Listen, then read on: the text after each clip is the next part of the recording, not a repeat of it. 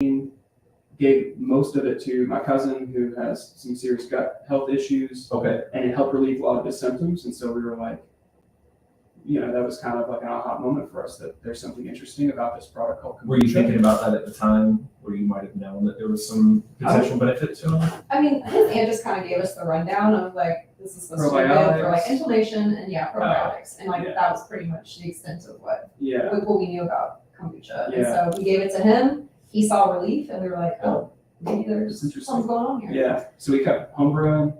We, kind of developed our craft over a couple of years, and we weren't really thinking about the business side of it. It was just something that we liked to do. It was a fun project that we saw benefit, in the life of my cousin. It really helped him. So Corey's a nurse, and so our intention was to do travel nursing. We had already done like 2 assignments at that point. So we had a laundry list of different cities we wanted to go to and travel and live for a little while. And then, there was a juice bar in Louisville that had kombucha on the menu. Corey's sister went in and she's like, oh, you guys have kombucha? And they're like, we used to, but we don't right now. We're having some issues with supplying it. And she's like, well, my brother makes kombucha. And they were like, well, tell them to bring some in. And so.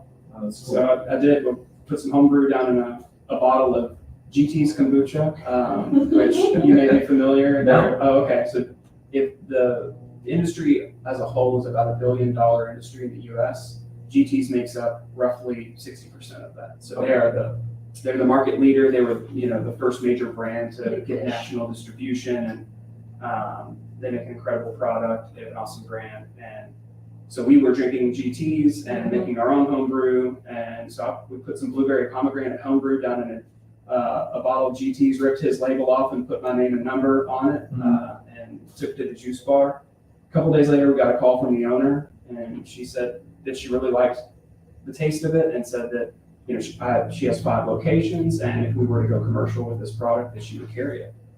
And like we were like, should we do this? Should we do this? We don't have any startup capital. We don't have any business experience. Didn't do any market research whatsoever. No market research. We don't, know the first thing about commercial kitchen distribution. There were so many things that we didn't know, but we jumped in and we're just. Did you think of it as a hobby at first, or were you serious about making it a brand? Yeah, so it wasn't. We honestly didn't think anything about turning it into a business until that it literally just fell into our laps. Yeah, truly. And then we took. I think by the time we got that call, it was like the last week of December in 2015, and by April of 2016, we were moved into our commercial kitchen. So we took that time to figure out where are we going to buy bottles from? What are we going to call it? Yeah, what are we going to call it even? Just how do we try sell to scale it. I mean, honestly, we went to Rainbow Blossom, which is like a local small grocery store in Louisville, and we got Rainbow Blossom. We were like, we have arrived! This is awesome. But yeah, we're just going around all of Louisville buying as much tea as we could, taking all the boxes of tea, opening little packages one at a time. We didn't know about buying loose leaf tea or bulk sugar or anything like that. Yeah. It was, but we figured it out. We took a few months to figure out what we needed and kind of just started sourcing ingredients, materials. We knew that we had a passion for making the product, and we figured that the business side of it we would figure it out. And luckily, we give a lot of credit to our city that buys local. They are super supportive of local businesses. That was huge for us. A lot of retail accounts that, kombucha at the time, this is 2016 that we launched Elixir. Kombucha was still pretty niche product. You could find it at Whole Foods. Kroger was starting to get it, but it was still kind of this kind of alternative beverage. And so there was a lot of education that went along with it. And still to this day, lots of education still goes into gut health and probiotics and why people should care about their gut health and how kombucha fits into that. But it's becoming more mainstream now. So there was a lot of heavy lifting to do early on, especially in this area, because Kentucky is generally a little bit behind some of these new health trends, and so luckily there were other brands in the area that were also helping lift up and raise awareness about kombucha and gut health. And so we were able to kind of piggyback onto that. And little did we know, the industry was about to grow like crazy. So we kind of, luckily just rode this wave of kombucha kind of making it into the mainstream. And now we're at the point where at a farmer's market or event, most people that come up to us don't need an explanation of what kombucha is. We still have a few, but it's like totally different from when it started. We used to be like this little like farmer's market in Louisville called Fleet Off, and so many people come up like, what is this? How do you pronounce it? Is this gonna get me drunk? Like, no. But now people just come up and they order and like don't need to, like Corey said, doesn't need a long explanation of what the product even is. Yeah. I have so many different questions to ask. I guess maybe let me go back to something you said a while ago. So 2013 or so, you're like tinkering with craft kombucha at a time when like craft beer is doing really well. So why did you decide that you should maybe go into that area and not the thing that was like really on fire at the time? Honestly, it was just because that was what we were doing. We have a deep interest in health and human nutrition, like I was saying, with our backgrounds in healthcare. Right. We, that is something that's just kind of innate to both of us.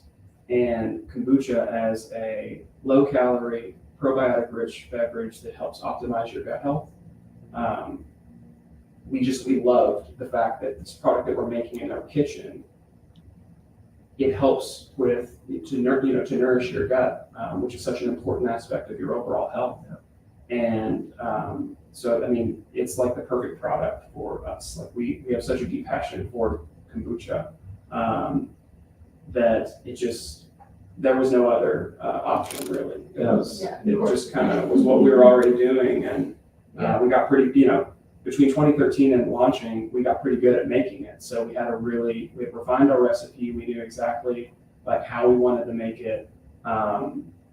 Making it at scale was the part that we needed to figure out. And we've spent the last basically 7 years figuring out how to do that. And where did that passion for just helping people is, in nursing and healthcare in general, where did that come from for both of you? That's a great question. Well, What's surprised you? I mean, my intention was to become a physical therapist.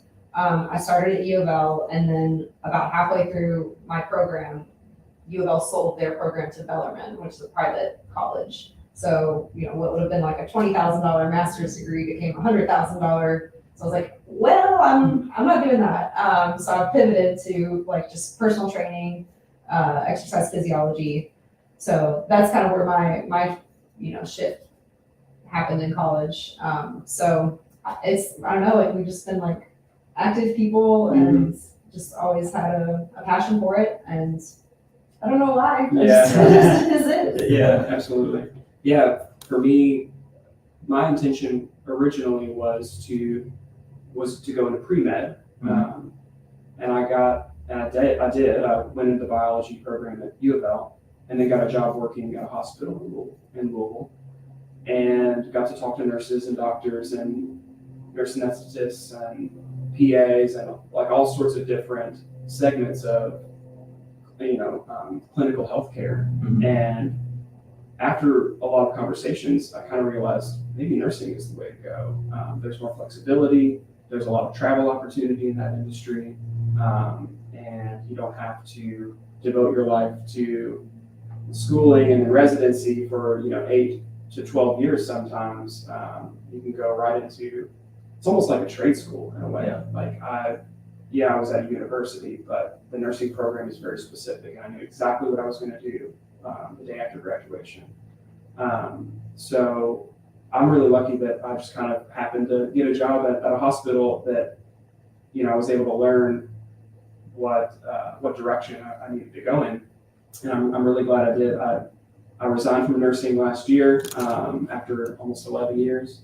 And, I loved it. It was dynamic and interesting. I worked in an ICU, so it was kind of high stress, but that I learned to thrive on high stress, and that that has kind of helped Which with is serving us I was gonna say, learning skill business, set. yeah. Especially, kind of an undercapitalized business ran by two people that have healthcare experience but no business experience. It's been a journey with ups and downs, and we've just learned to enjoy the process.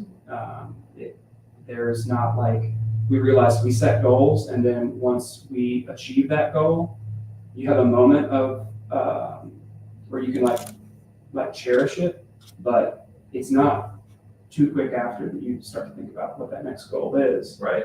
and then start striving toward the next one. So we've learned that you have to enjoy the struggle, enjoy the journey, because otherwise, I don't think we would have made it this far if we didn't, if we couldn't do that properly. Because after 7 years, especially in kind of the slower seasons for us, like in the winters, for instance, Q1 has kind of been historically been like our low quarter.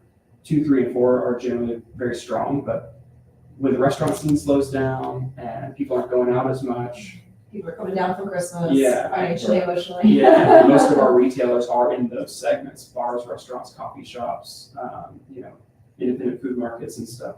When those kind of slow down, that affects like our sales, and so January, February was a struggle for us many years in a row, and there were some Februarys where we didn't think that we were going to make it through, but through persistence and stubbornness is an aspect of that too, and learning to just keep your eyes on, continue to move forward, just continue to persist.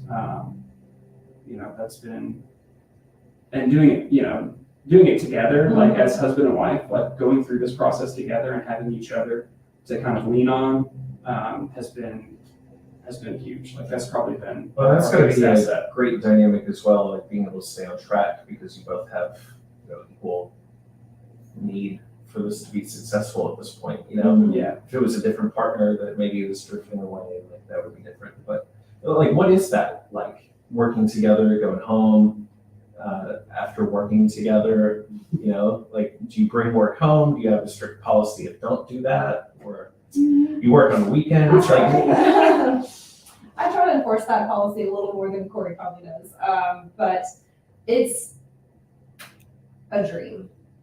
It's a dream to work with Corey, and we've had a lot of our friends say like, I could never work with my spouse. Like we kill each other, or whatever. Like we wouldn't make it, working in business and also being married together. But we love it. We love it so much, and I think like like Corey said, like the struggle is there, but like we're sharing it together, and bearing that together. And I think like maybe like you said, if you came home like after a really stressful day at the kitchen or the brewery, to a spouse who like had also been at work all day but in a different setting, maybe like I don't know. I feel like we just it brings us closer. Yeah. Like we're sharing this experience get it. together. Yeah, we both get like what the the heaviness of whatever struggle is of the day or the week or upcoming.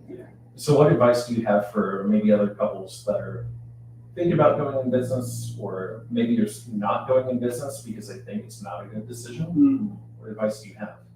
I don't know, because everybody's so different, right? And like every couple is different and has their own particularities and ways of communicating with each other, and preferences, and even value systems. So to give a piece of advice that would apply to other couples out there is tough. I have to think about that one for a second. Yeah. What would you say? Well, I Put you on mean, the spot. well, that's okay. I think what we had to learn was like, okay, I'm talking to you as my husband now. Like, I'm not your business partner. I'm your husband right now, or vice versa. Like, we like can't take things too personally sometimes. Like, because if it's a business, situation we're working through, not to try not to get our feelings hurt in the process, but it's like we're it's so trying to like figure out like, okay, now, Yeah. And having to hear it with your business hat on too, right? Like yeah, so yes, not yeah, like I really need to treat this emotional. like as if we weren't married. Like if you were my business partner, but like a friend, how would I take this advice or this criticism or whatever.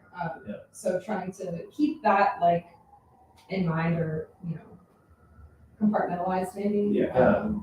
Yeah, I think But like abundant communication is what I would say. Yeah. Over communicate. I think, and part of it too is just how you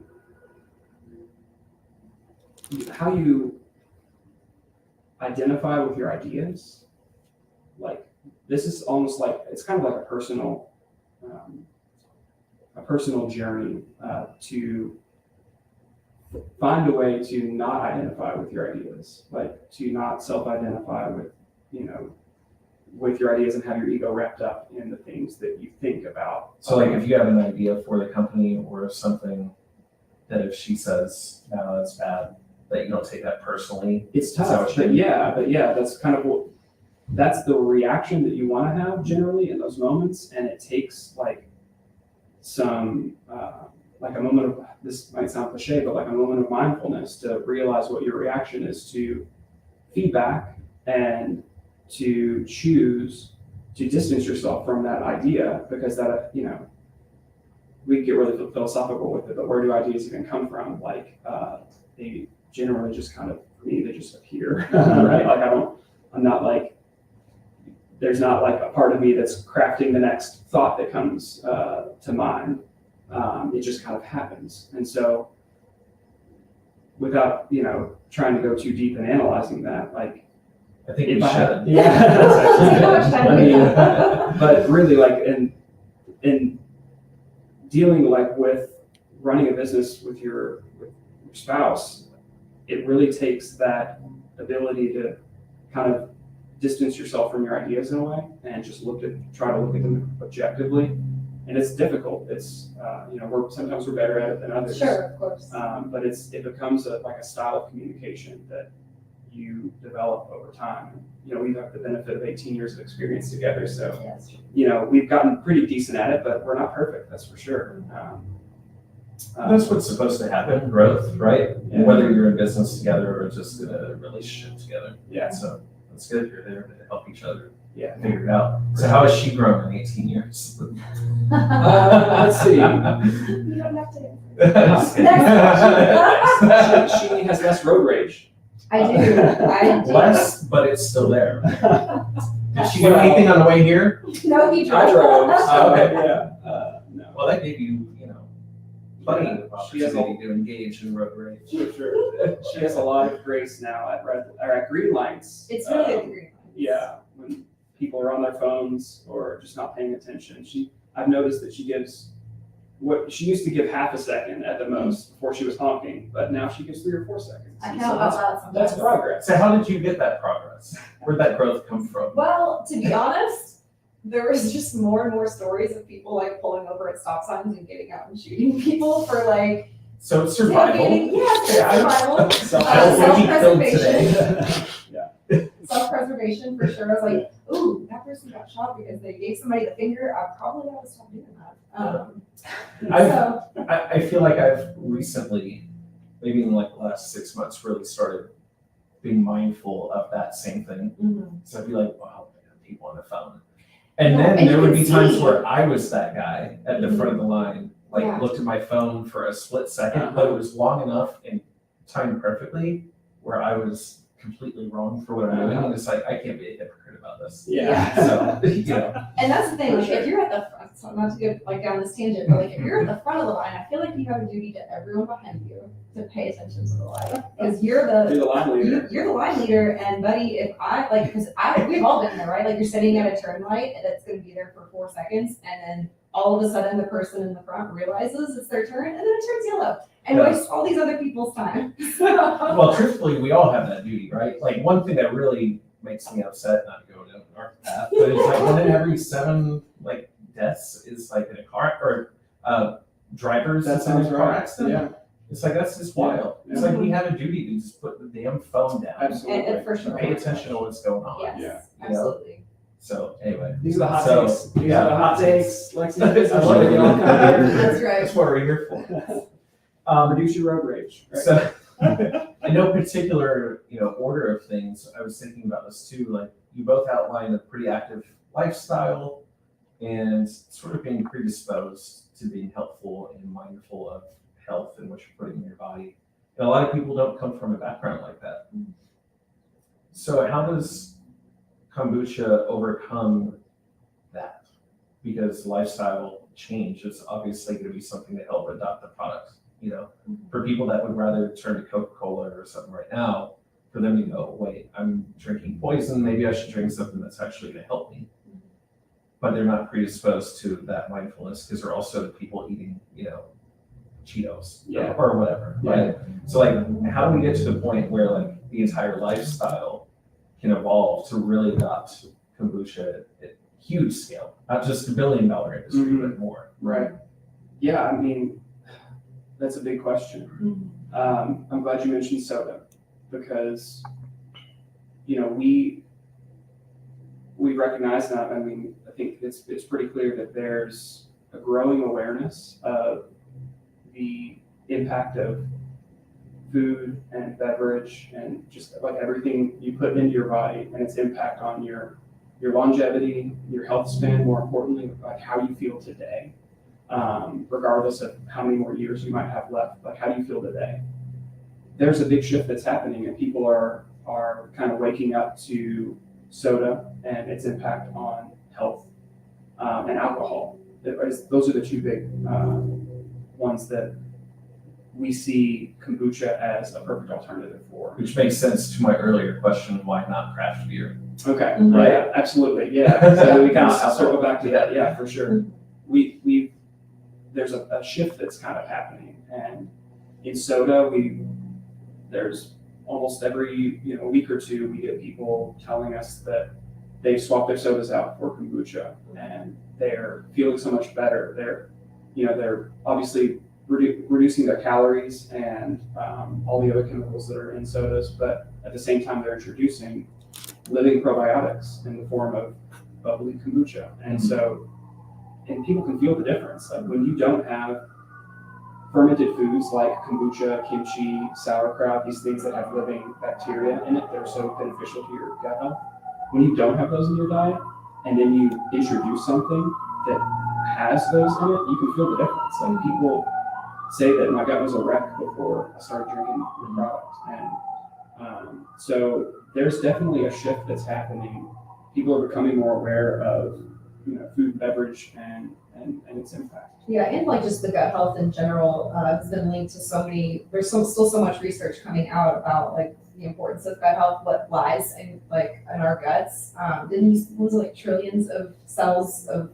Yeah, there's like 400 trillion bacteria in your gut. Mm-hmm. If you were to stack them one on top of the other, they reach from here to the moon. That's living inside your body. Which is wild. Yeah. And how much of that do you kill in antibiotics, by the way? That's a good question. A lot of not to go down that. Yeah. No, it's important though. Antibiotics can just wipe out your good gut, the bacteria in your gut, and it kills all the good and because that's obviously a big problem going on right now, right? Like things are mutating. And definitely. Resistant to that. For sure. So making them stronger. Yeah. Overprescription of antibiotics is a problem that's starting. People are starting to become more aware and more cognizant of, not just writing a prescription for an antibiotic for any little sniffle that you have, but antibiotics definitely have their place. Like they're one of the an innovation in medicine that has been it's been such a huge benefit to humanity, but at the same time, used in the wrong ways, they can wreak havoc on especially your gut microbiome. And like 75% of your immune system is in your gut as well. 95% of your serotonin roughly is produced in your gut. So your mental health is affected by your gut. There's the vagus nerve is what connects your mind to your gut. And so that's sending signals to your brain all day. What you put in your body is it does have an effect on your. Yeah, absolutely. It's fascinating. And so, we do our best. Like we still enjoy our, pizza or burger. I had a little Caesar last night. All things in moderation, right? Like I never have pizza I had last night for the first time in probably a year. Yeah. That's crazy. Yeah. I was going to ask you, you mentioned serotonin just real quick. Like, how does something like that, your gut health affects SSRIs? Kind of curious. Ooh. That's a I don't know nice if we question. could, I don't know that I would. Because anxiety is obviously on the rise. You got, perhaps overprescription of things like Lexapro and Zoloft and stuff. So, I mean, could gut health improvement have any sort of effect on that? I mean, just the fact that most of your serotonin is produced in your gut, it's logical that if you have a diet that promotes gut health, that optimizes your gut health, so probiotics in the form of kombucha and the other products that I mentioned earlier, kimchi and sauerkraut, but also prebiotics, which is fiber, so salads and fresh fruits and vegetables and things that are high in fiber. Those two things in conjunction with each other are just superfoods. They nourish the gut. Yeah, it's not enough just to have probiotics. Your probiotics need something to eat, and so that's where prebiotics come in. Yeah, absolutely. So kombucha and a salad is like the ultimate gut health meal. And so Kombucha dressing, I it's mean, possible. perhaps. Kombucha is that a vinaigrette. thing, Yeah. right? Yeah, Yeah. you can. Is that already a thing? It's not. I mean, But the thing is, All right, If it so was- we're going to start our LLC. Yeah, let's or do it. we're whatever. TM. Yeah. This is proprietary. criteria. I'm going to hold the episode. If you heat your kombucha, if you were to thicken it or reduce it down, it would kill the beneficial bacteria. But it would still have the acidic. The acids are another component too.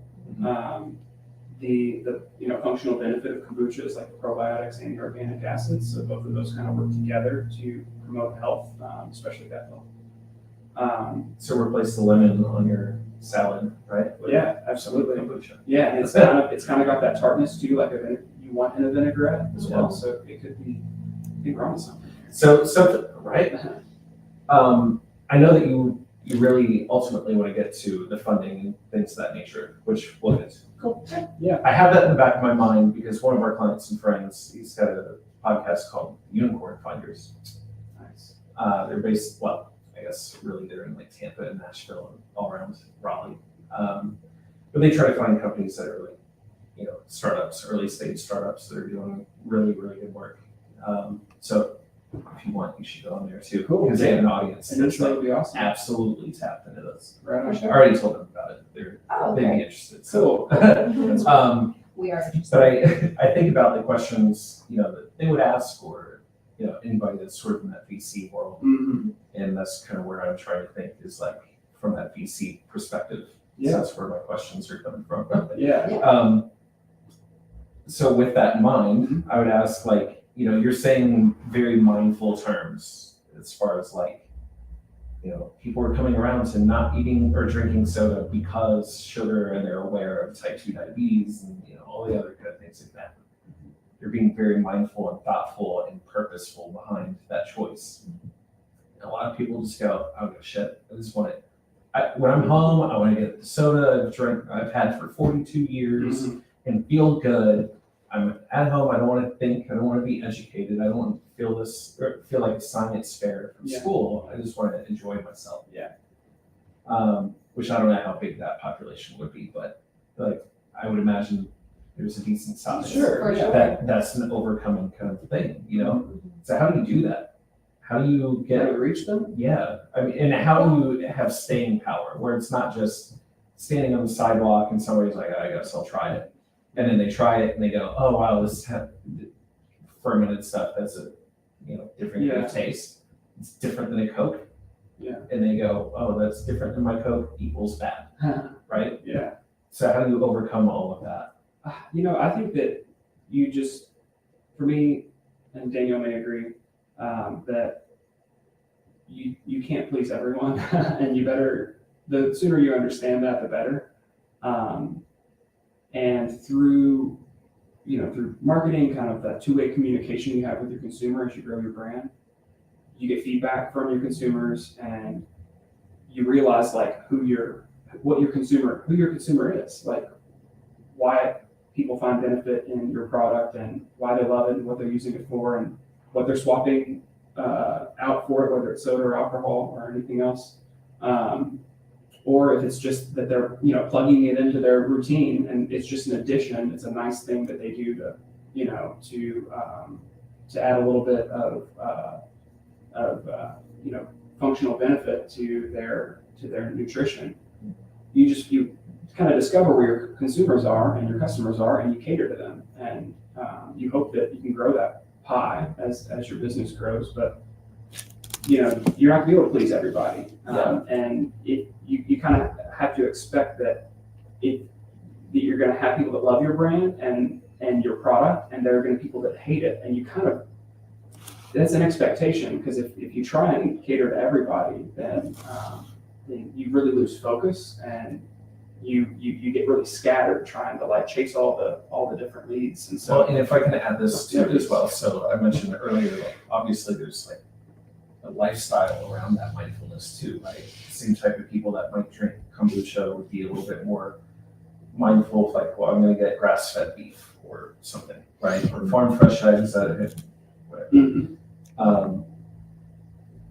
So is there any benefit into trying to secure the future of that sort of mindful lifestyle in general? Because it's going to lead to perhaps security in the beverage space. Does that make sense? Sure. Yeah. I mean, we've never necessarily called ourselves a lifestyle brand. Heavens no. Sometimes we cringe at that because, a lot of brands just kind of like to say that. But it's true that for an alternative type beverage, which kombucha has historically been, it's making it more to the mainstream now. The household penetration has definitely gone up in recent years. Yeah, for sure. But there's still a lot of work to be done. Still a lot of work. But it does fit into a lifestyle, kind of in a way, for a lot of people. After we're done hiking, we bring a cooler with us as Yeah. a post-hike or post-activity kombucha. There ain't nothing like it. Yeah, absolutely. And we're not the only ones. The people that are going to Whole Foods and stocking their refrigerators with Elixir on the regular and making it incorporating into their daily routine, generally follow other there are other lifestyle patterns that are kind of in that same wheelhouse, whether it's an active lifestyle or sobriety.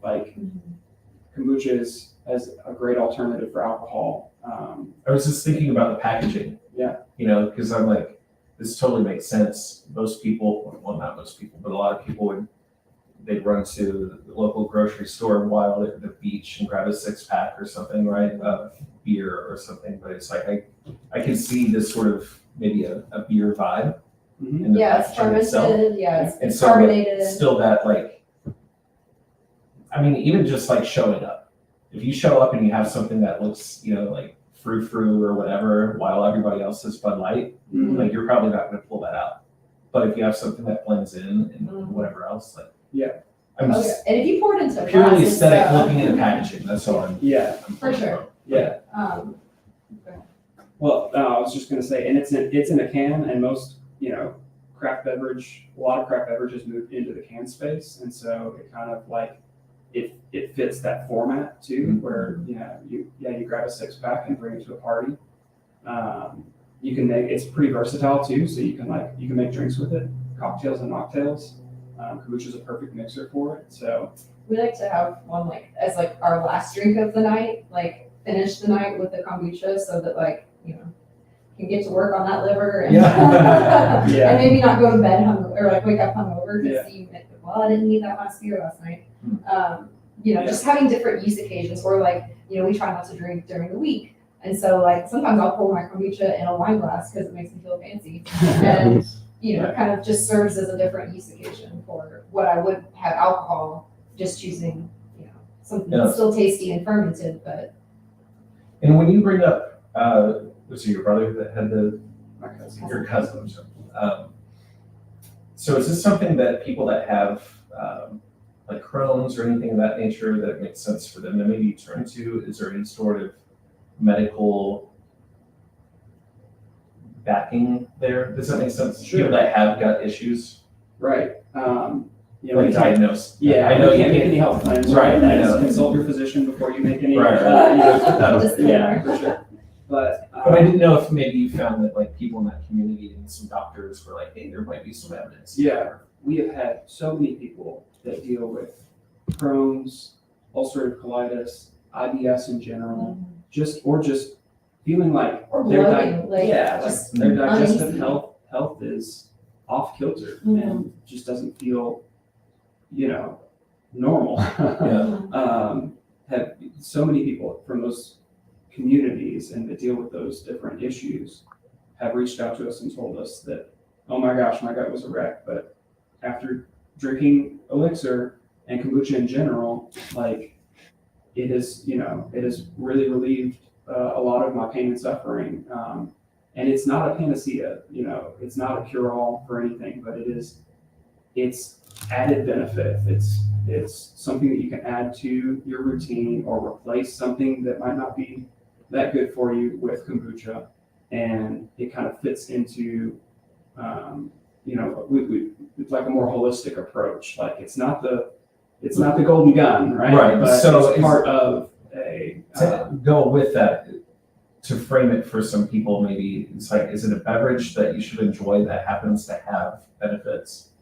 Or is it not a medicine? Like, Yeah. is it a fix for something? Does my question make yeah, sense? it's the Yes. former. It's the former. Mhm. Our goal is to make a delicious beverage Approachable. first Mhm. that happens to have the functional aspect and the health benefits. We kind of live in a world where, like, especially beverage, taste is king, right? If it doesn't taste great, people aren't going to buy it again. Even if it is the most, even if it's the most beneficial thing that you could put in your body, it's going to be hard to get repeat customers. So we really focus on making a delicious, consistent, high quality beverage, and we take great care to monitor our fermentation environment.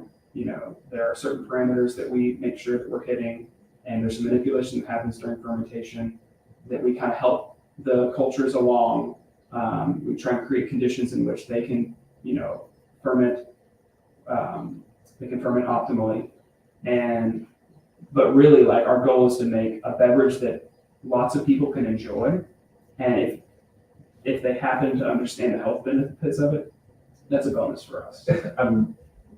I'm sitting over here laughing because I had some stupid things go through my head, like, ferment faster, damn it. Oh my God. Oh, man.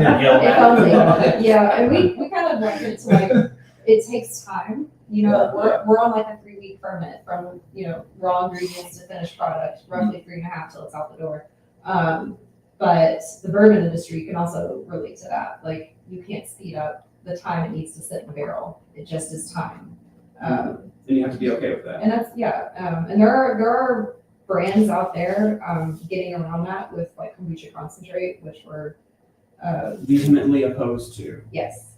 So do your research. pasteurized from concentrate products Yeah. that you could That you can make in a day. kind of whip up in an afternoon. Lots of brands are seeing that as an opportunity, and that also creates shelf stability, and they can store it like out on the shelves instead of You in don't the need refrigerator. refrigeration. They don't have Yeah. to worry about Well, and transportation is different then, right? it's Yeah, cheaper cold chain transportation. distribution is more difficult. Yeah, but And you could probably send just the concentrate and then they can, like across the country, you can have somebody else at a bottling place. Yeah. like, dump it in add the water, tank. right? Add Yeah, just add water and Yeah. and a Yeah. proprietary probiotic and call it kombucha. yeah. So we do what's called a traditional ferment. That we just Which takes time, but it's a living beverage. Like, if we were to pour one of these cans into one of these glasses here and put a cloth over it and let it sit on this table here for after a couple days, it will start to ferment again, and it will grow a culture on top of the surface of the kombucha.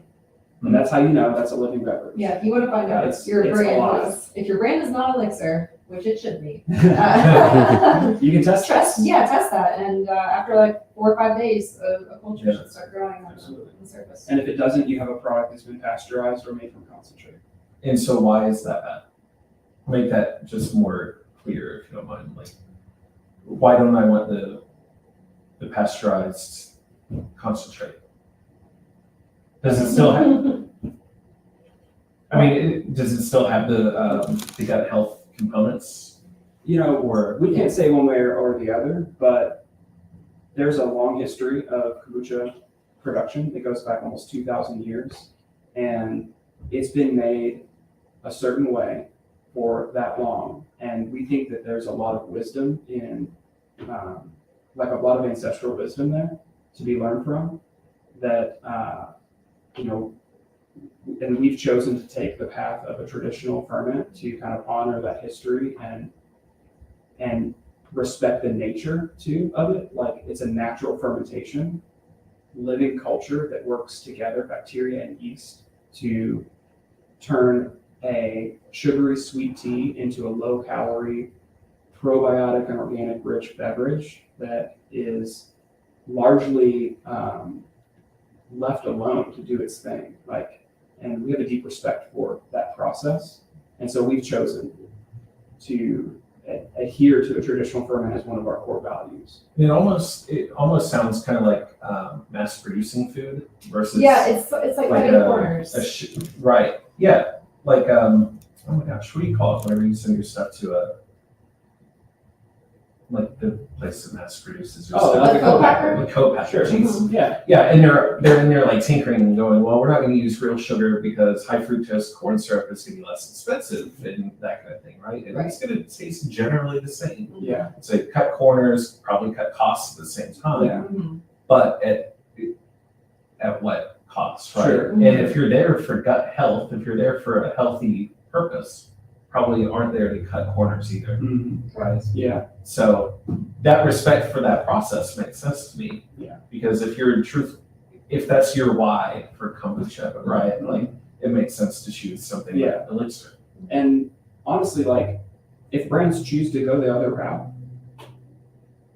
to each their own, right? Like we're not gonna go run smear campaigns against them. But the consumer should know, and they're starting to wake up to the differences between like a traditionally fermented kombucha and some of these larger kind of mass-produced, highly processed, pasteurized products. You can taste the difference. Like if we crack one of those open here and you did the side by side, you know which one is the traditional ferment and which one isn't. And I think consumers are kind of waking up to that difference and are learning about the different ways of making kombucha. And I think you actually need them because it just helps broaden what's possible with kombucha, whether you like their process or not. Yeah. It's at least turning people to that word of kombucha. Sure. In a way for Absolutely. That's a good perspective, and that's a good way to frame it, really. Yeah. Because you think of some like, I don't know, Natty Light versus some like real traditional beer.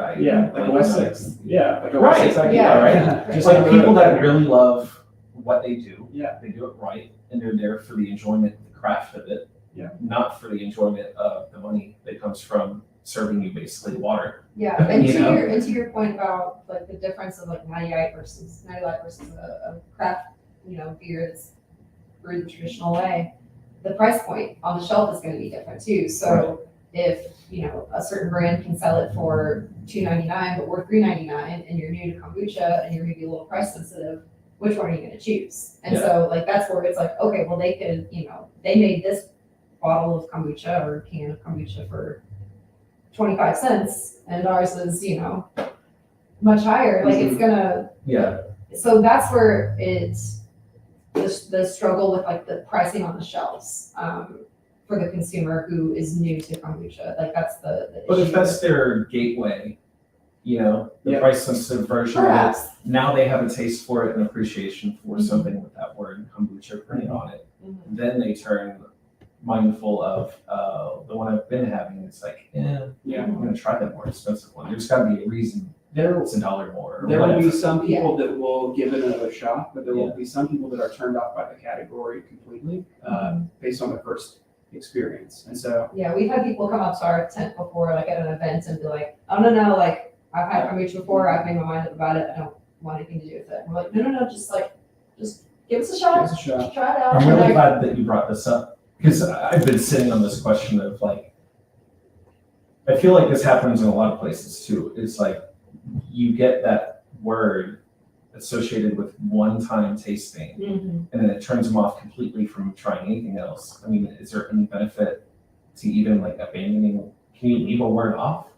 Do you legally have to call it kombucha? Can you rebrand kombucha as something else to make it less like artsy over there? Yeah. Make it more you know what I mean? Yeah, I hear you. Because there's a very particular community that started there, and now it's shifting a little bit more mainstream more and more every single day, right?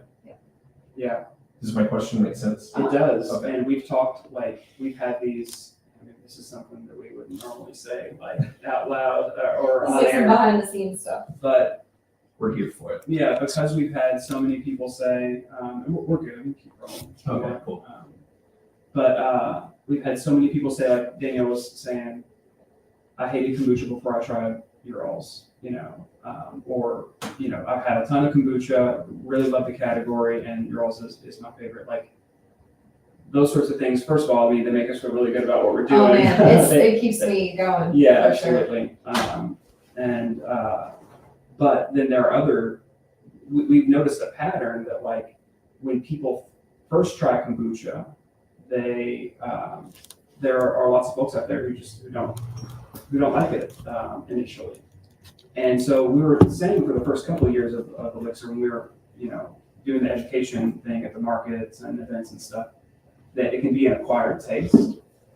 Just to kind of let people know, like, You've never tasted anything like this before. yeah, probably not. It's not going to taste exactly like a soda or anything tea, else, or even. seltzer or whatever. Like it's a fermented tea. Yeah. Not to go down this, I kind of want to ask this question while we're on it though. Okay, so how do you teach somebody? Is there any way of getting them to like actually separate expectation with the flavor that you present to them? Because to your point, it's like, are they thinking through a soda lens while they're drinking this? Right. And they go, oh, it's different from soda, so Yeah. I don't like it. We stopped using the word tea Mhm. when we first introduced the product to people. Because especially in the South, people have an expectation of what tea is supposed to taste like. It is a tea, like that's our main ingredient. It's a black tea that we use as our base for fermentation. Mhm. I But asked this question because I have family that like, they have a very strict definition for what like certain things should taste like. Yep. Chicken has this flavor. Yeah. You put these seasonings on it, and that's how it should always be. Mhm. yeah, There's no such thing as experimenting.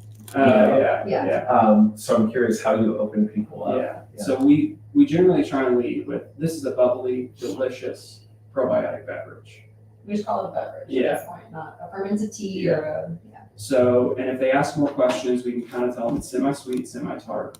You know, if they're asking for more like descriptors, or how it's made. but we really lean into, it's bubbly, so it's going to satisfy that need for that carbonation that people have. Like they love their sodas for the bubbles, they love their Sparkling seltzers, waters. yeah, for the bubbles. So we want people to know it's bubbly and it's delicious. Like we're biased obviously, but like we've over almost 10 years now making this product, have pretty much perfected the recipe. It's super balanced, it's super smooth. It's not like, there's a lot of very, very vinegary kombucha out there. It's not in that realm. It's more kind of like, it's definitely balanced, the sweet and the sour. Now, does that mean that there's less of the good stuff, put it that way, in there No. because it's balanced?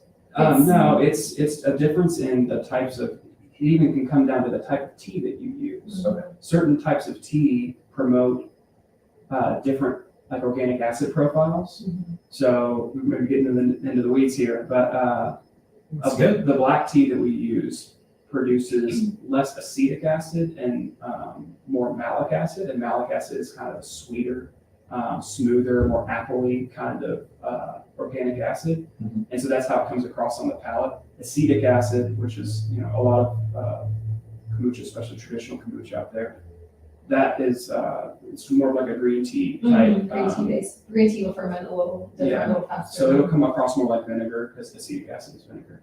And so we've chosen a specific tea that produces a specific organic acid profile that really pleases our palates, and we've learned that it pleases our Turns consumers' out. palates as well. You know, you were talking about like maybe getting, I don't know, however you phrased it, but like getting technical or in the weeds with it. I feel like if I was going to invest like serious cash, I'd want to know that you're a real expert, because so many Yeah. people, they hop on trends and they're very surface level knowledgeable. You know what I mean? So I think if you get in those weeds a little bit, I would think that would actually be a benefit. Yeah, that's totally true. I think Yeah, that's people good. want to know. Like, Yeah, we never want to we don't call ourselves experts or anything, 'cause we're just. yeah, we're pretty darn good Shy. at making kombucha. But, Yeah, but if you're out expertise- there like trying and you're trying to inform yourself, you're trying to live the science of it, that's different than somebody that's just, the words coming out of their mouth are framing it as like money Mhm. opportunities. Yeah. I think that frames who you are and why you're really doing this. Yeah, for sure. I mean, like we go back to the beginning of the conversation, we discovered a passion for this while at home, homebrewing this on our kitchen counter. And that has fueled us through the journey of growing the business side of it and learning about distribution and gross margins and dealing with retailers and marketing and sales and like, because we, at the bottom of all of it, we just freaking love making kombucha We really and do. seeing how our friends and family and now total strangers and customers out there love it too. Like we're fueled by it, and the business side of it has, it's been up and down. Like it's definitely been a journey, but because there's passion at the bottom, like we just keep going. We just keep Yeah. persisting. Like Mhm. no matter what adversity is in front of us, the passion for the product itself just keeps us going. Well, and I mean, obviously with the healthcare background, like helping people is actually at the root of it, right? Now your vehicle is just a beverage, which Absolutely. is cool. Yeah, we being in healthcare, we had this conversation recently that because at some point you have to kind of make that decision, when do you leave your job and jump into the business full time? And it's tough to say. There's not a perfect answer for everybody's situation is different. But at a certain point, we realized that the impact that we could make in our careers as healthcare professionals is generally like kind of on a one-to-one basis. Like Danielle would deal with one client at a time. I would deal with 1 to 2 patients at a time in an ICU setting. And there's a deep sense of fulfillment there. But the scale it's only what you can do in the moment for that person. But moving into the business, now our ability to reach more lives and impact more people's gut health and overall health, the scale of it is just, it's exponentially more than what it was when we were That makes sense. when we were in healthcare. So Well- that aspect of it we're really like excited about, and is for sure like at the core of our. Yeah. Well, I was going to ask too, because Which- ICU nurse during COVID, travel nurses, that all is like, that screams opportunity. Yeah. Because I mean, that was a huge deal, right? People traveling like on buses and stuff and going to places where a lot of ICU nurses saw money stuff and stuff like, oh, I know I can negotiate crap out of this right now. So obviously you didn't do that. So Yeah. you must have loved something to not do that. Maybe Yeah. it's I mean, Danielle, he- maybe it's he thought about it. beverage. He's like, I have this window of time where we're not Yeah. hurting, and It's- this hospital up here could use me. Yeah, honestly, yeah. The fact that I was in an industry during the lockdowns and all the waves of infections and hospitalizations, it had a negative impact on the business, obviously, because 75% of our accounts shut down overnight, or closed.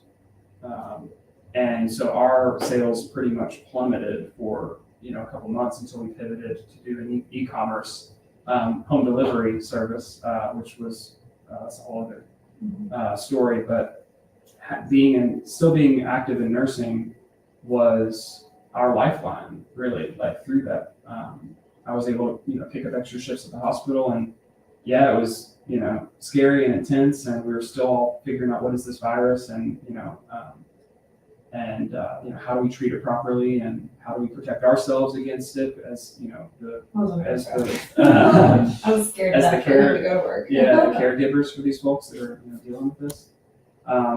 It was like a whole host of emotions and perspectives on it, but it was definitely a lifeline for us, financially to keep going, even when the business was like pretty much shut down for a little while. So I was, I kind of felt like there was a sense of duty there as well to stay in the industry and kind of see this thing through, and help out. Well, while I still could, and had a little bit of extra time on our hands because we weren't brewing as much. And so, but yeah, the pandemic has totally revolutionized the nursing industry, like altogether. I think it's created, as perverse as this kind of sounds, it's created huge opportunity for nurses, and has kind of empowered the industry to really show like how important nurses are to the healthcare system. So it was definitely a lifeline for us, but at the same time, like, I wasn't able to really capitalize on all of the opportunities because the business still needed me as well. So kind of saw the and obviously the pandemic isn't like totally over, even though our president may have said so. Then apparently they walked that back too.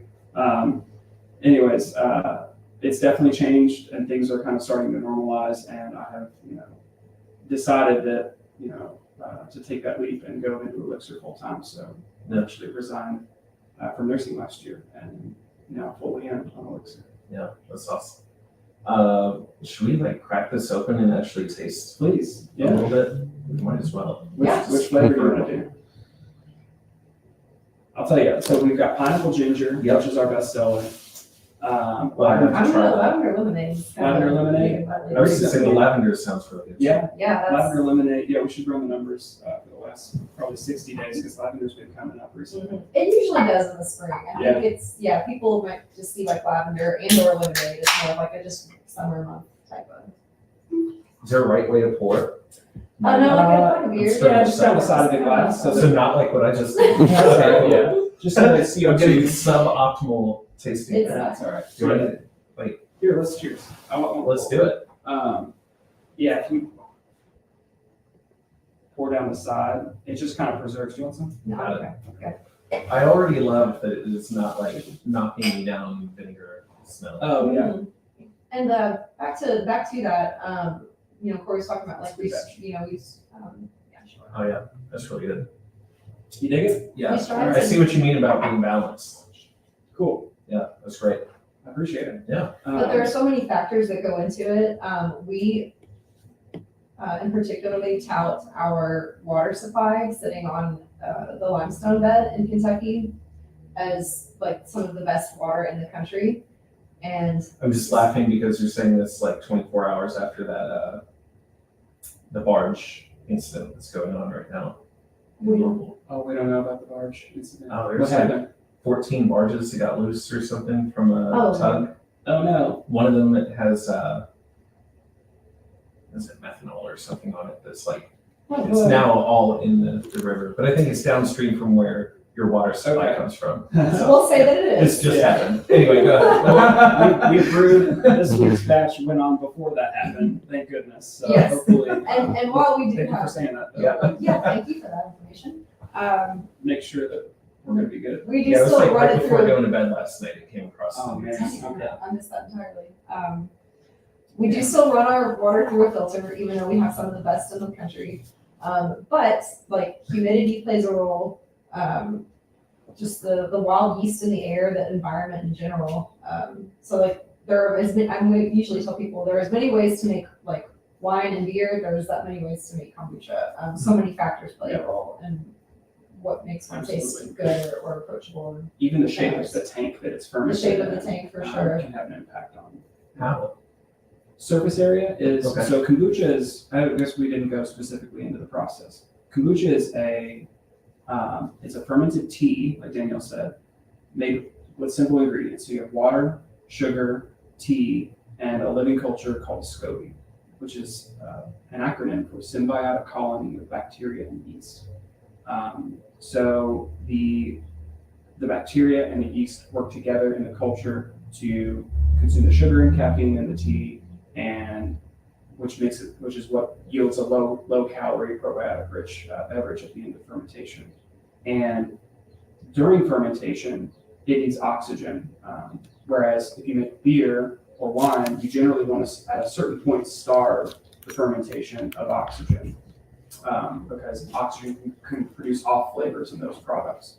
Well, for kombucha, because there's bacteria in our culture, we actually need oxygen in our fermentation. So our tanks are open top, and with just a cloth that we wrap over the top of the tank so that oxygen can get to the bacteria. And And the CO2 can kind yeah. of breathe its way out. And surface area has an impact. So generally speaking, the shorter and the wider your tank, the faster your kombucha will ferment. Like a cauldron kind of almost. Yeah, have you ever seen like a dairy tank that's like kind of shorter and longer? Yeah. Like more shallow. Yeah, more shallow. Those style tanks generally ferment a little bit faster and can create different flavor profiles than taller and skinnier tanks. So it's just different styles and preferences. Interesting. Cool. What's your favorite flavor? Oh, mine's grapefruit for sure. Grapefruit? Yeah, that one's up there. I love the grapefruit. It's Yeah. got hibiscus and orange peel. So I don't like raw grapefruit, Me neither. but our grapefruit flavor is my favorite because I think the hibiscus kind of comes in with like a cherry berry sort of vibe, and then the orange peel is there to kind of like tamp down the bitterness of the grapefruit. So That one makes a great paloma. mhm. If you make a paloma, and you can, or if you make a non-alcoholic paloma, there's a lot of good tequila alternatives out there now. I saw you making that on the news. Yeah, Naked Oh, Lady yeah. Spirits. She's based in Louisville. Shout out to Becca. She made her tequila alternative is an awesome spirit for margaritas and palomas. So our grapefruit kombucha with her tequila alternative is awesome. What's your favorite? It's like choosing between children. Like I don't know. Pick one. Probably pineapple ginger. I think just yeah. Pick one. Probably pineapple ginger because it's so smooth. Like every time I crack one open, I'm reminded that it probably is my favorite out of all of them. And most of the kombucha sold on the market is a ginger flavor of some sort. Mhm. It seems that ginger and kombucha are just peanut butter and jelly. They just go together so well. They complement each other from a flavor standpoint. Ginger has also digestive benefit to it as well. So that probably will be. Today, I'll say that one's my favorite. Tomorrow might be blueberry pomegranate. But So to get sort of like to the end here, what's maybe like a really scrappy story that you have as entrepreneurs? Scrappy as in As in running a business, something that maybe you had to figure out in a time crunch, or I don't know. I've got one Whatever it may be. right off the bat. Go for it. Yeah, I want to marinate on that. Well, it's just, it's probably just a journey of scrappiness. We just kind of have to accept the fact that we've got to stay scrappy pretty much because we've been undercapitalized. That's another thing that's getting fixed right now with the fundraise. In a way, we're under our first round of investment right now. But historically kind of being an undercapitalized beverage brand and, trying to kind of figure it out along the way, we've luckily had a lot of mentors that we've been able to lean on, a lot of beer brewers in Louisville that have been, hugely important and willing to help us out with the equipment and scaling up. And so we give a lot of credit to the people around us that have compensated for our weaknesses and ignorance. But you know, as far as scrappiness in production, it's still there today. Like we still do things on a very small scale that are very hands-on and probably inefficient. We can only fill 2 cans at a time right now. And we seam 1 can at a time. It's all done by hand. It's very slow, but we're working with what we have. And we're, you know, we are on a couple weeks back order right now. So, you know, the You market sitting here for an hour and a half with me is just digging into that. Oh, well, hey, like Daniel Let's talk said, faster. yeah, no, like we can't rush the kombucha, so we're on its timeline. That's true. Yeah. We do have an awesome lady in production who's canning right now. Oh, So. Yeah, for sure. Lisa. Yeah. Shout out to Lisa. Thank you, Lisa. So I'll tell you, the first time that we brewed a batch of tea back in 2016, April 2016, we had no idea that you could. So it's a batch of hot tea that we just finished. We can't dump the scalding hot tea into the fermenter because our kombucha culture doesn't like heat. Yeah. So if you dump the hot tea into the fermenter, the culture will not like that and probably wouldn't survive it. But we didn't realize that there were ways of speeding up the chilling process. So we filled up our 5-gallon buckets of the scalding hot tea and stuck them in the refrigerator. Which is terrible for refrigeration Yeah. units, by the way. And just waited. And a couple hours later, we checked, still too hot. So we went to dinner.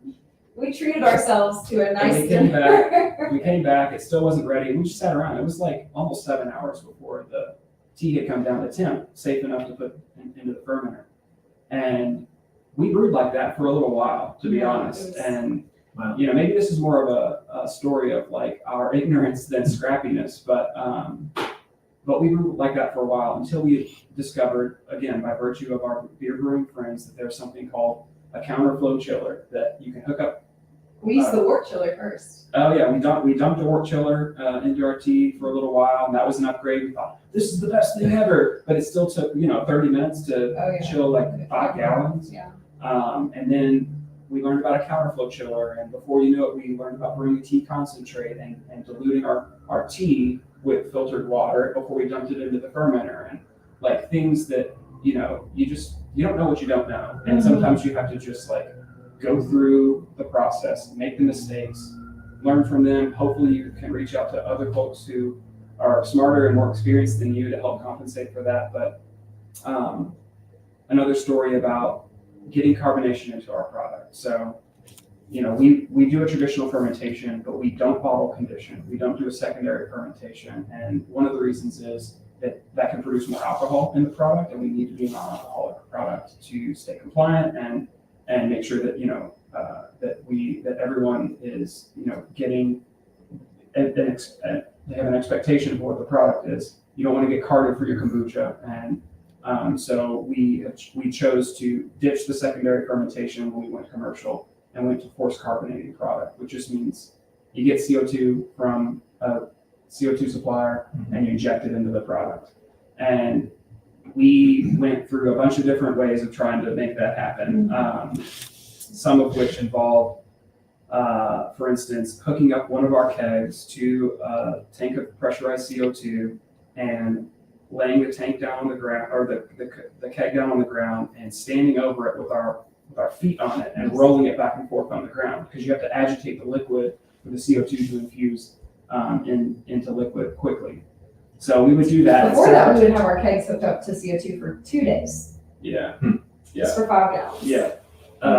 So we would stand there rolling kegs back and forth, for 8 to 10 minutes at a time, times 60 to 80 kegs. It was just, we spent half the week just rolling kegs on the ground. I thought Corey was going to need a new I think this is a great demonstration of scrappiness. Yeah. But all of this goes into why you're raising capital. Yes, Right. Manufacturing equipment is expensive. It's very akin to a brewery. So when you go to, any old brewery who's at large scale and see their giant packaging tanks and fermenters, it's like that stainless steel equipment is very expensive. So in order for us to leave our kitchen incubator where we have, low overhead, And then, But like small and slow equipment. yes, also that, and we're sharing, cold storage with a bunch of other companies as well. It takes a lot of capital to get moved out, to have everything that you need. Walk-ins, brew kettles, fermenters, canning line, like all that's very expensive. And also, I just like to point out like the irony that like a kombucha company can go into a bank and ask for a loan, and they're like, "How do you say that?" And we're Yeah. like, "Ooh," but a beer brewer can go get a pre-revenue loan to open a brewery. Because it's an established industry, and I was going to ask you that question of like, why go the VC, investment sort of route? Because we've been told no by a lot of things. More than I care to count, actually. And what's the reason? Mostly because they don't understand the industry, or they don't, or collateralizing the loans. We didn't own a home at the time that we were hunting around for banks, and so we just didn't have any collateral to put up for the hundreds of thousands of dollars of equipment that we needed. And one bank asked us if we could put our parents' house up for the loan. We were like, absolutely not. this conversation is over. Yeah. So I guess this is a no. Yeah. Yeah, but we have hit an inflection point with Elixir that, like I mentioned, we're on several weeks back order right now, and that doesn't include the growing wait list that we have for our product. So we're lucky that we're in a situation where our market demand exceeds our ability to produce the product. It is a problem, but it's the type of problem you want to have. And like Danielle said, we kind of approached banks for a little while, got a bunch of no's, kind of realized that we wasted our time in a way going down that route, because it all came down to risk management for them, and we understand like they have their expectations in terms of collateral. So, and let me just also say, like, they would say like, okay, we'll prove you for this much, but it wouldn't be near enough to make a difference. So it wasn't always no, but it was just not enough. Yeah, for sure. And to do this truly how we want to do it, to adhere to our core values of making the product as authentically as possible, and not rushing the process by cutting corners like we mentioned earlier. Yes, the equipment is expensive, but then there's also the soft costs of marketing and sales budgets. When you scale and expand into these like regional or even national retailers, there are expectations for promotional discounts and slotting fees and all of these hidden costs that come along with expanding distribution. And so we have this market opportunity, and we know that it takes a lot of capital to kind of get to where we need to be profitable and sustainable enterprise. And so we had decided that the only way to do this is to put a pitch deck together. And we had heard, we've been reached out to a few folks that said, hey, if you ever go to raise investment, let me know, I'd be interested.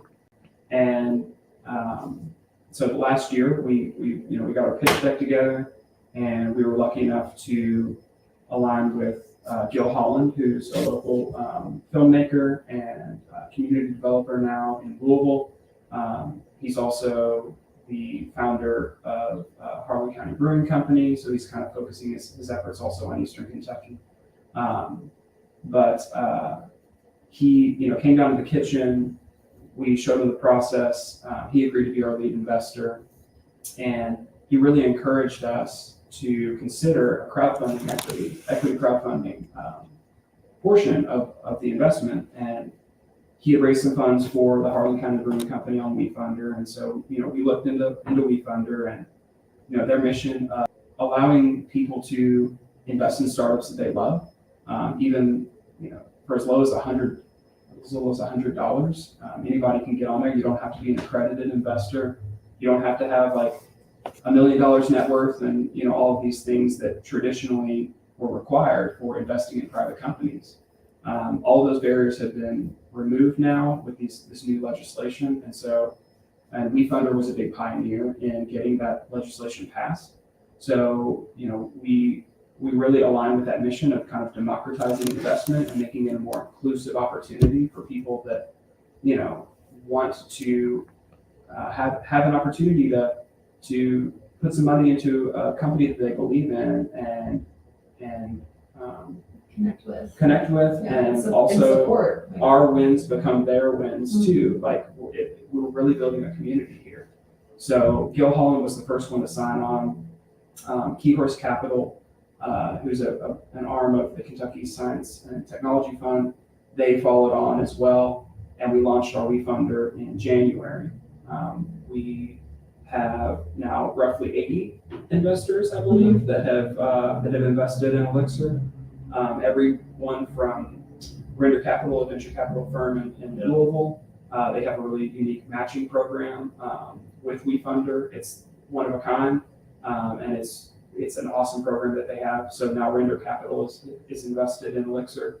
So we have these kind of like institutional investors, a very notable lead angel investor in Gil Holland, and now our friends and family and colleagues, like former nurses that I worked with at the hospital, they have seen the journey and been part of the journey and have taste tested product, as I was bringing it into the hospital, over the years and giving feedback on the early iterations of Elixir recipes.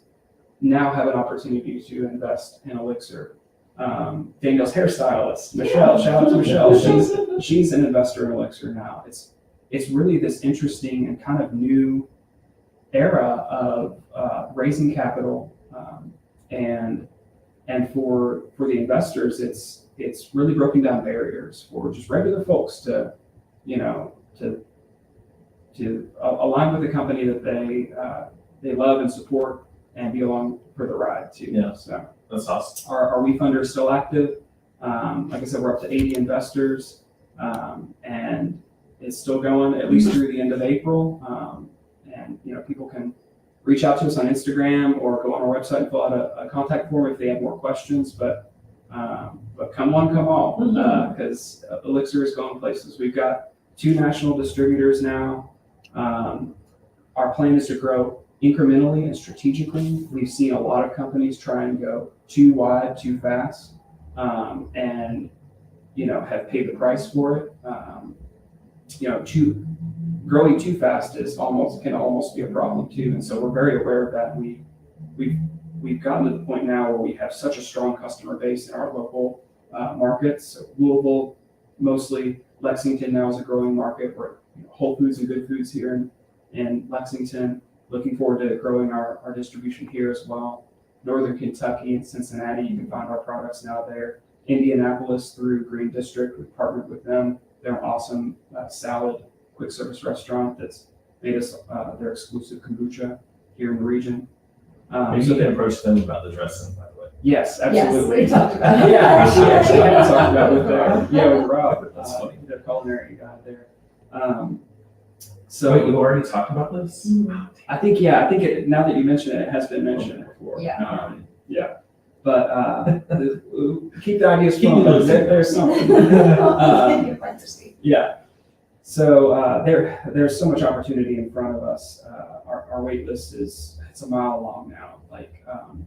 We've gotten to the point now where when we have website submissions asking about wholesale pricing, because more establishments want to carry Elixir. It's crazy. We've gotten to the point where now we think, oh no, another Shoot. because Because you don't want to disappoint people, and you want all the business you can get, of course. Yeah. But we've reached a point in our production where we're turning business down, and it's a good problem, yes, but it's a problem that we're working to fix. Yeah. So how long does it take to turn around the issue? April 30th comes, we close out, and hopefully you can run and grab some new gear, some equipment. We've been ordering equipment. Yeah, okay. We're hoping to be moved into our new production facility and operational by the first week of June. I mean, we've been saying late May. Mm-hmm. So you have to tell wholesale accounts right now, Bear with us. Yeah. We're saying be patient. Yes. Well, and again, because it's the fermentation, a 3-week process. So we're we have more coming off every week, but right now we're already into week 3. Yeah, absolutely. And that doesn't include the wait list of people who have yet to even purchase our product. Yeah, or our which is- subscribers orders coming through. Yeah. So yeah, we're asking for patience. We put on our website, like, if you place an order, just know it's going to take a little longer to get it to you than it normally would. But And everybody's been so cool about it too. yeah, absolutely. They get it.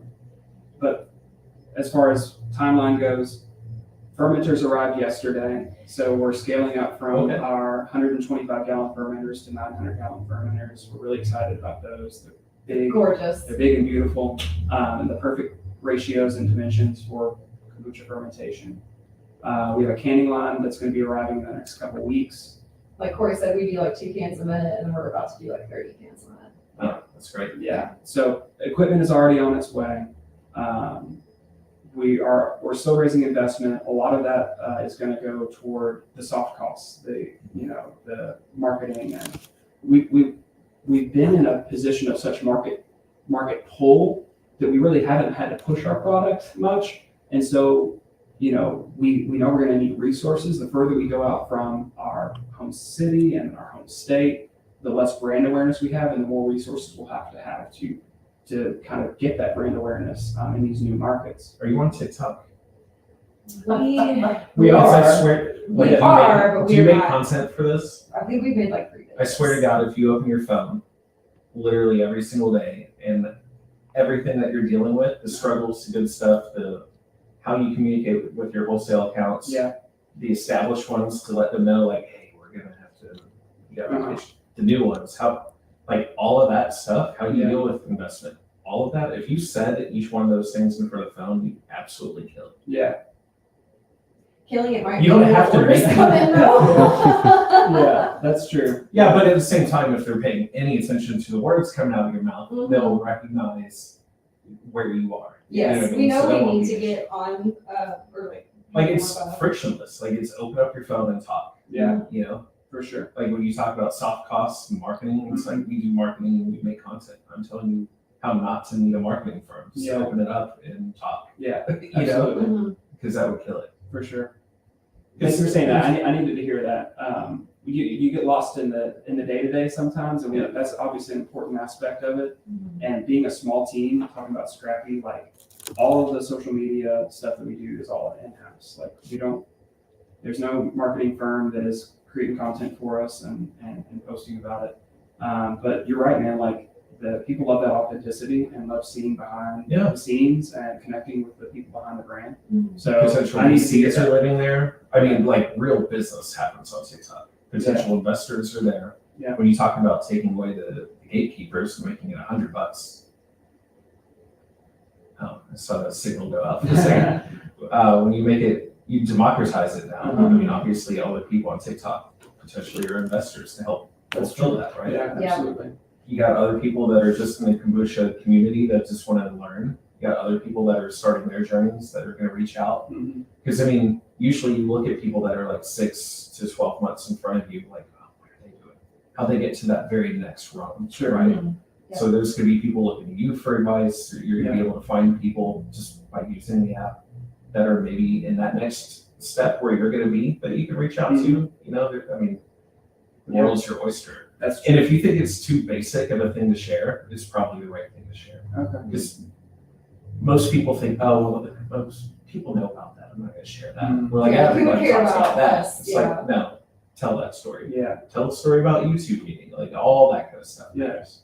Because what do VCs care about? You as individuals, the relationship, your drive, all that kind of stuff, the scrappiness. Mhm.